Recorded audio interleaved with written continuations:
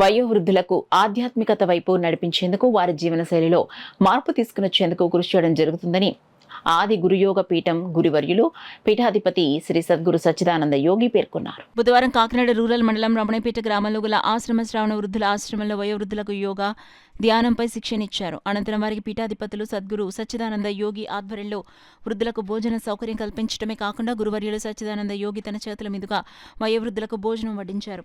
ఈ సందర్భంగా ఆయన మీడియాతో మాట్లాడారు. ఈ కార్యక్రమంలో యోగా శిష్యులు ఎం లక్ష్మీనారాయణతో పాటు పెద్ద సంఖ్యలో యోగా శిష్యులు పాల్గొన్నారు.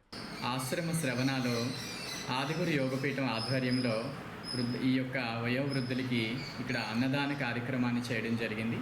ఈ యొక్క కార్యక్రమంలో యోగా శిక్షణ పొందుతున్నటువంటి విద్యార్థులంతా కూడా పాల్గొనడం జరిగింది.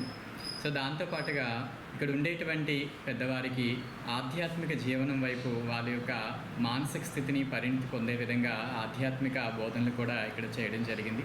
అదేవిధంగా ఆదిగురు యోగపీఠం ఆధ్వర్యంలో ప్రతి నెల కూడా ఇక్కడ ఉండేటువంటి పెద్దవారికి వైద్యపరమైనటువంటి వాళ్ళకి ఈ యొక్క చికిత్స కూడా అందించేందుకు మా పీఠం తరపున ఇక్కడ వైద్య శిబిరాన్ని కూడా మంత్లీ వన్స్ ఏర్పాటు చేయాలనేటువంటి సంకల్పం చేసాం.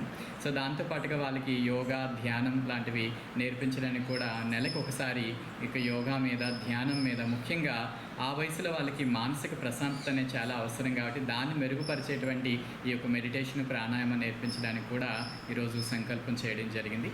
ఇకపై ఈ యొక్క ఆదిగురు యోగపీఠం మన యొక్క ఆశ్రమ శ్రవణాలో ఆరోగ్యపరమైనటువంటి ఆధ్యాత్మికపరమైనటువంటి సేవా కార్యక్రమాలు చేసేందుకు నిర్ణయించున్నాము. ఈ విధంగా సమాజం యొక్క శ్రేయస్సుకి అలానే మన యొక్క సమాజంలో మన యొక్క వయోవృద్ధులుగా మనం భావిస్తున్నటువంటి మన పెద్దల్ని మనం గౌరవించుకోవాలి, వాళ్ళు బాగుండాలనే సంకల్పంతో ఈ యొక్క కార్యక్రమానికి శ్రీకారం చుట్టడం జరిగింది.